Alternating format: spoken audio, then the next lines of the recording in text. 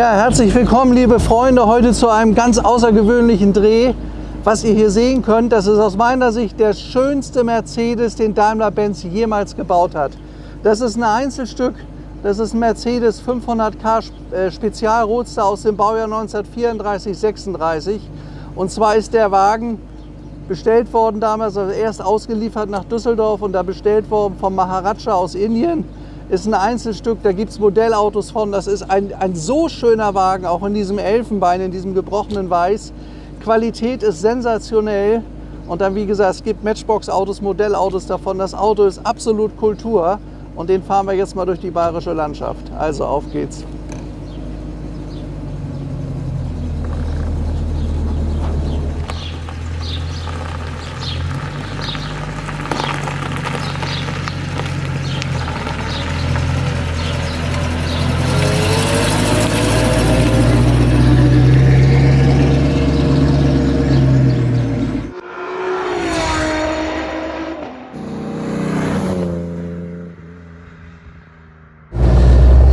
Ja, jetzt sitze ich hier am Volant eines Mercedes 500k Spezialroadster, also das passiert mir auch nicht jeden Tag.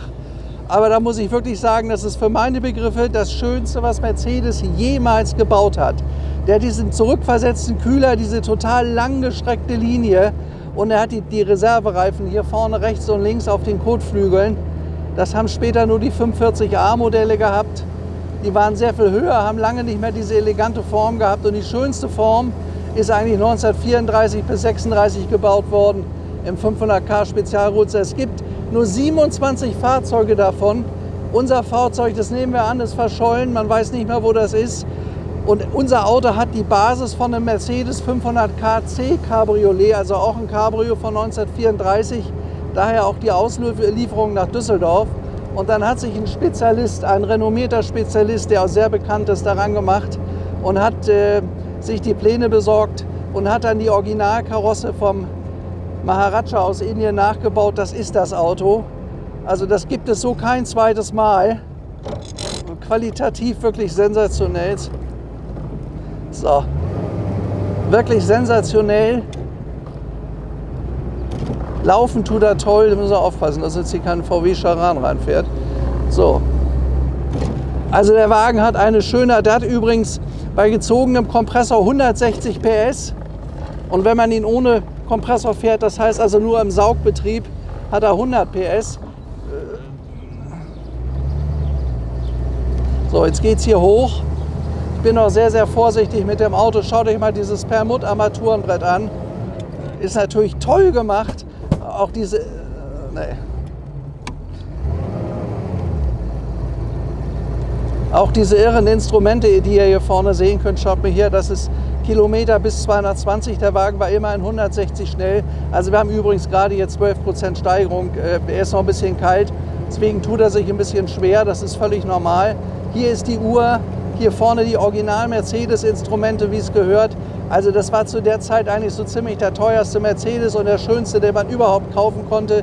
Wie gesagt, nur 27 Autos sind davon gebaut worden. Und er hat damals gekostet 28.000 Reichsmark. Das war also richtiges Geld. Das konnten sich nur UFA-Stars leisten, Schauspieler, also Größen weltweit. Das war ein Auto für die Weltklasse. Und die Autos kosten heute, wenn sie eine Originalkarosse haben, ich sage mal zwischen 12 und 15 Millionen Euro. Also unbezahlbar teuer. Ich habe auch schon von Forderungen von 20 Millionen gehört. Das ist natürlich also wirklich heftig. Aber das, was wir hier haben, der liegt natürlich deutlich drunter, aber der hat eine Qualität, das wird man so gar nicht mehr bauen können. Das ist ausgeschlossen, kann ich sagen. Er hat Matching Numbers, das heißt, der Rahmen und die Maschine gehören zusammen. Es ist alles renoviert und restauriert worden und befindet sich wirklich in einem super schönen Zustand. Morgen. Ich weiß jetzt nicht, ob das als sympathisch oder arrogant rüberkommt. Es ist natürlich also wirklich, man kann den Wagen auch ein bisschen protzig nennen, aber es ist eine absolute, eine Schönheit. Also anders kann man es nicht sagen, es ist wirklich eine Schönheit. Und sowas auf den Straßen zu sehen, ist praktisch ausgeschlossen. Also wer fährt so einen Wagen?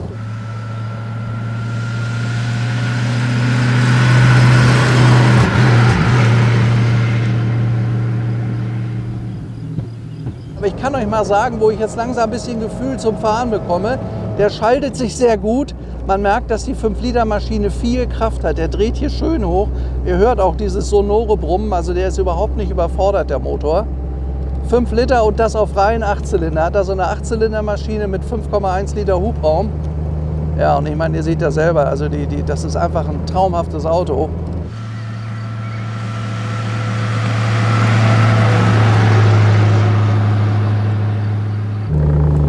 Also das, was man hier bewegt, das sind immerhin 2,3 Tonnen.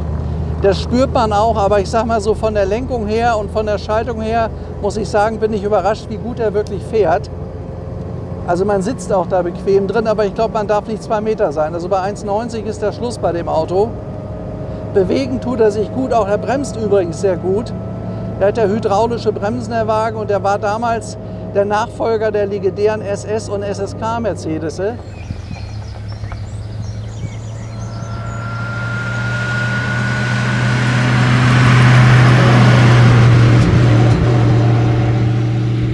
Und er hat halt eben völlig andere Achsen gehabt als seinerzeit die SS- und SSK-Achsen. Und durch den modernen 8-Zylinder war das ein Riesensprung. Also vorgestellt wurde der Wagen 1934 auf der Automobilausstellung in Berlin und war einfach das absolute Highlight. Das könnt ihr euch ja vielleicht vorstellen. Aber ist hier die Wiese nicht geil? Ja. Da fahren wir doch drauf, oder? Das ist geil, ja. Das ist doch ganz geil. Guck mal hier. Oder? Perfekt. Ausmachen? Ja. Das ist doch hier super, ne? Ja. Liebe Filmfreunde, also ich glaube, man kann sagen, dass das hier wirklich ein absolut legendärer Mercedes ist. Es ist der einzige in dieser Karosserieform. Der 500k Spezialroadster war sowieso der schönste. Danach gab es einen 540k, der war ein bisschen höher, hatte auch die Reservereifen dort nicht. Der 500 Spezialroadster hatte seinerzeit die Reservereifen hinten. Und was er hier sich hat bauen lassen, also der Maharaja, wie gesagt, dieses schöne langgezogene Heck, da hinten ist Platz drin. Doch, das ist zu. Also hier ist so ein kleines Kofferabteil, da könnt ihr Sachen reintun. Ich kann euch das mal zeigen, wie das aussieht. Also wenn ich schon sehe, wie schwer diese Klappe ist hier, das ist absolut massiv gearbeitet alles. Alles toll verchromt. Da ist jeder Griff, jeder Haltegriff, jedes Schließmodul ist also in einem Design, was ich absolut wahnsinnig finde. Schöner kann man das nicht machen. So. Ja, hier hinten hat es sowas wie einen Schwiegermuttersitz gegeben, konnte man aber auch als Gepäck nutzen. Das klappt so nachher auf. Machen wir euch nachher mal auf. Und dieses tolle Armaturenbrett, das habt ihr ja eben gerade gesehen.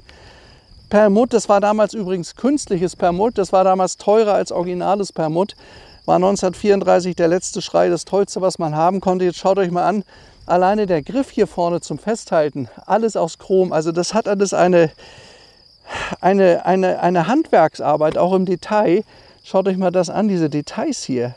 Wie sie das gearbeitet haben, das ist ja einmalig. Da muss ja jedes Teil an dem Auto hat man extra designt. Das Ergebnis war dann sowas, da hatte übrigens hier hinter ein ganz kleines, flaches Faltverdeck. Das konnte man hier so aufmachen und zumachen. Aber am schönsten natürlich sieht ein Spezialroadster aus in dieser absolut irren Form.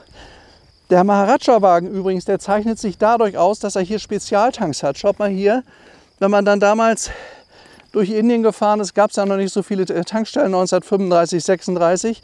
Da hat er dort auf den Trittbrettern einen Spezialtank und auf der anderen Seite hat er den auch.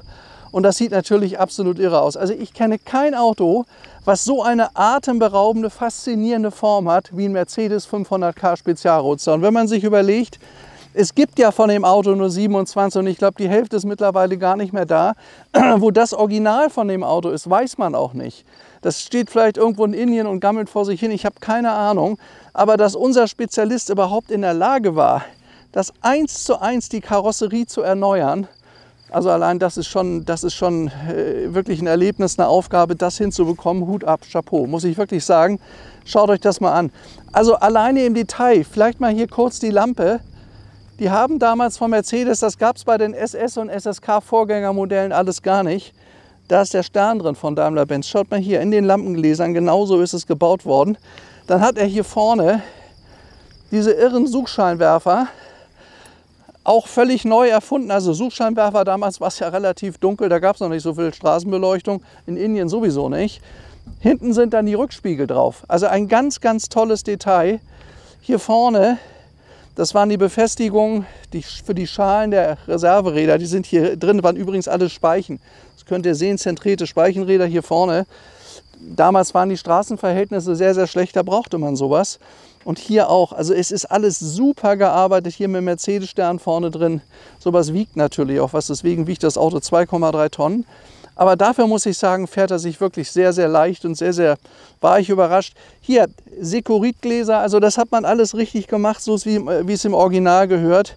Und auch das hier ist wirklich jedes Stück durchdesignt. Schaut euch das mal an, wie schön das hier gemacht ist. Diese lange Nase, die nachher ausläuft in die Doppelscheiben. Freistehende Gläser hier vorne, ohne Rahmen, ohne Rand. Also vom Design her und wie der Wagen gemacht ist, es gibt kein schöneres Auto, was mir bekannt ist von der Form. Also ich glaube, das wird es auch nie wieder geben. Die Autos, die Spezialroadster der 30er Jahre hier mit dem zurückversetzten Kühler, das kann man übrigens gut sehen, der war 18 cm kürzer oder weiter zurückversetzt als die normalen Kühler. Deswegen ist vorne auch dieses große Teil, aber hier sind jede Menge Mücken und Fliegen, die wir gerade anziehen durch die helle Farbe. Also das sieht wirklich irre aus. Auch der Kühlergrill, den man nochmal davor gesetzt hat, ist ein Kunstwerk. Also das ganze Auto geht, glaube ich, eher als Kunstwerk, denn als Auto. Und schaut euch diese Form an. Was ich übrigens auch gut finde, die meisten sind Silber, Rot oder Schwarz. Das sind so die bekannten Farben. Das ist der einzige hier in Elfenbein mit Cognac-Leder und der einzige, der diese Karosserie hat. Also es ist sicherlich ein Highlight, auch in meiner beruflichen Laufbahn. So etwas Schönes habe ich noch nicht gehabt. Also schön ist wirklich atemberaubend schön. Und das jetzt hier in dieser Landschaft, schaut euch das mal an. Also es könnte ja wirklich 1935 sein. So kommt mir das gerade vor. Wir haben auch das große Glück, dass wir hier oben moderieren können. Wir haben hier gerade keinen landwirtschaftlichen Verkehr. Zum Glück ist hier gestern eine Wiese gemäht worden, da konnten wir drauf fahren. Also das ist ja wirklich toll, was? Also ich bin ja total begeistert. Was ein schönes Auto. Also ich habe hier mal ein paar Unterlagen für euch. Ich will euch das einfach mal sagen. Wir haben hier einen Kommissionsbuchauszug für den Wagen. Daimler Motorengesellschaft, hier vorne Verkaufsstelle Mönchengladbach. Hier könnt ihr sehen, das ist das Auto mit Matching Numbers. Ist aber ein Cabriolet C gewesen, 500 Cabrio C. Aber auch nur davon sind nur 90 Autos gebaut worden. So, dann haben wir hier, das ist das Originalwerksfoto von dem Auto. Wo er heute ist, wissen wir nicht mehr. Die haben damals andere Reifen gehabt. Das könnt ihr sehen hier vorne. Das ist das Daimler-Benz Werksfoto von dem 500k Spezialroadster. Und da seht ihr schon im Detail exakt unser Auto. Dann gibt es hier vorne, das ist vielleicht ganz interessant, könnt ihr auch Spielzeugauto, also der Wagen ist einfach bekannt. So sehen Spielzeugautos aus, könnt ihr bei Google einfach mal gucken. Und so sieht ein 540 Spezialroadster aus, auch natürlich toll, aber rot sind sie immer. Wobei ich glaube, das ist ein 500er, Reserveräder hinten. So. Also natürlich gleiche tolle Form, aber ich sag mal, an das Auto hier, meine ich, kommen die anderen nicht dran. Das ist mein Lesezettel, klar, Moment. Achso, das war's. Die beiden hast du, mehr nicht, ne? Ja, okay. Ja gut, also ich sag mal, das ist von allen Spezialroadstern, ich habe mich damit ziemlich genau befasst jetzt, der schönste, den ich kenne. Allein durch diese irren Zusatztanks, das hat nur der Maharaja-Wagen. Auch diese Farbe in diesem Elfenbein mit Cognac hat nur das Maharaja-Auto gehabt. So, hier am Heck vielleicht noch mal ein paar kleine Details. Schaut euch mal diese wunderschön geformten Stoßstangenhörner, die geben ja nach. Das könnt ihr hier sehen, wenn man da mit dieser Ecke mal wogegen fährt. Dann hier nochmal ein Suchscheinwerfer. Dann hat er diese toll geformten Auspuff-Endrohre hier vorne. Das ist ein 8-Zylinder-Reihenmotor.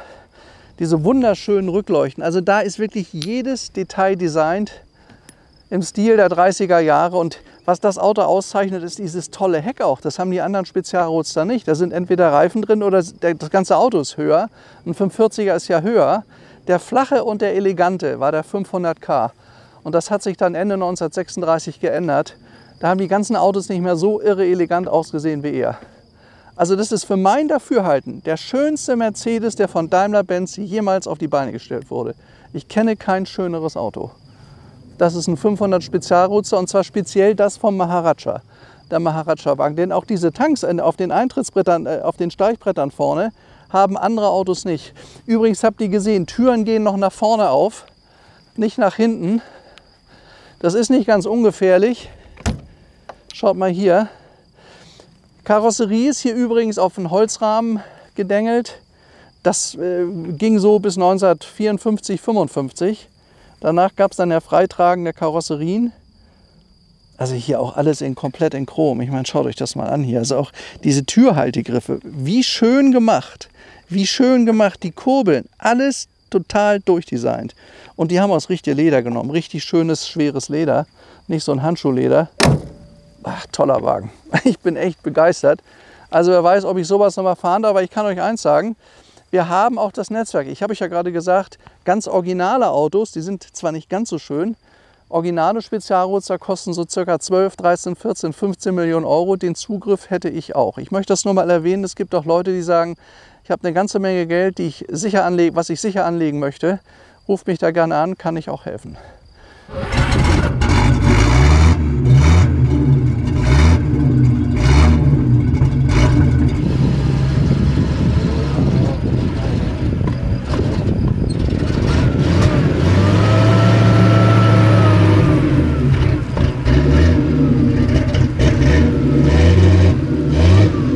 Übrigens hier vorne könnt ihr das Armaturenbrett sehen, das ist der Aschenbecher, damals natürlich entsprechend groß dimensioniert.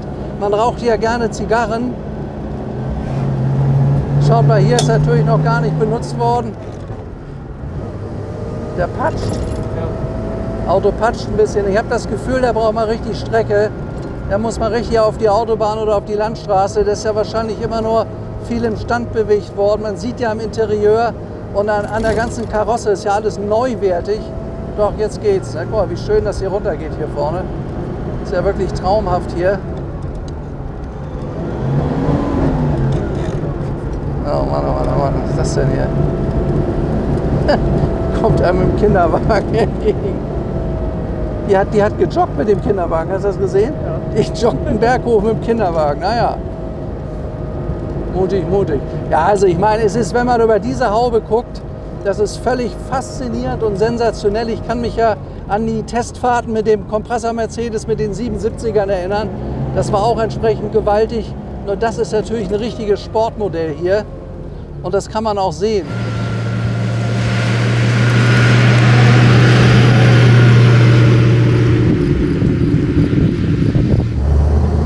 Was interessant ist im Unterschied zu den Sechszylindern, die sind ja wirklich so gewaltig und urig.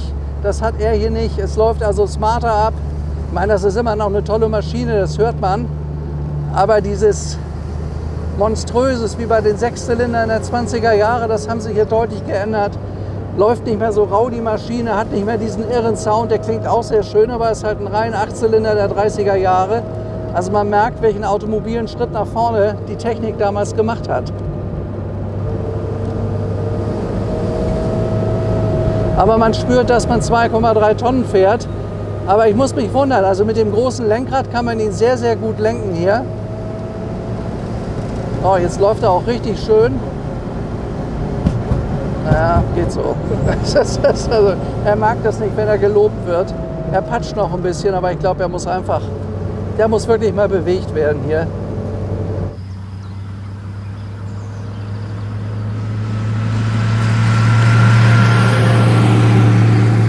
Ja, jetzt haben wir 15 Kilometer Probefahrt gemacht mit dem Mercedes 500k Spezialroadster. Natürlich für mich auch ein einmaliges Erlebnis, wunderschönes Fahrzeug. Da vorne ist Beuerberg. Jetzt biegen wir gleich rechts ab und dann zeigen wir euch noch mal einen Motor. Der leistet, wie gesagt, 160 PS bei einem gezogenen Kompressor, 100 PS im Saugbetrieb. Da könnt ihr sehen, die 8 Kerzen hintereinander, das heißt 8-Zylinder-Reihe, ist ein sehr, sehr schweres Haubenteil. Wir haben das hier vorne abgestellt, ich kann das jetzt nicht hochheben. Ja, ist eine Wahnsinnsmaschine, 5,1 Liter Hubraum und für ungefähr 160, 170 Spitze mit 2,3 Tonnen. Ja, auch hier könnt ihr sehen, perfekt gearbeitet alles, dieser wunderschöne Kühler. Es ist alles neu aufgebaut. Die Maschine ist eine Matching Numbers Maschine, die gehört auf den Rahmen, der da drunter ist. Und die Karosserie, wie gesagt, die ist neu aufgebaut worden, weil die alte einfach nicht mehr im guten Zustand war. Tja, und so sieht das dann aus, ein 45 oder 500 Spezialroadster. So, unser Kollege Andreas macht jetzt mal hinten den Schwiegermuttersitz auf, so heißt das. Man konnte, das war auch Stauraum für Gepäck. Aber wenn man Lust hatte, konnte man mitfahren. Das Problem war nur, wenn es regnete, saß der hinten allein im Regen und hier vorne, das Dach galt nur für die beiden. Schaut euch das mal an. Also für Kinder beispielsweise wäre sowas hervorragend geeignet. Tolles Leder, da passt man tatsächlich rein, ist toll gelöst. Also eigentlich ist das ein 2+2 Sitzer. Geht auch schön hoch, man kann da auch toll drin Platz nehmen. Normalerweise hat er Stufen, ja, das ist dieser Tritt hier auf der Seite. Könnt ihr das sehen? Schau mal hier. Dann steigt man da drauf und setzt sich dort rein. Das war der Zweck dieser Stufen hier hinten. Also man hat damals wirklich an alles gedacht. Ja, vielen Dank, dass ich euch hier wieder habt mitnehmen dürfen. Ich hoffe, das hat euch ein bisschen Spaß gemacht. Morgen geht der nächste Film weiter. Bleibt mir treu. Alles Gute, bis demnächst. Euer Stefan Luftschütz. Ciao.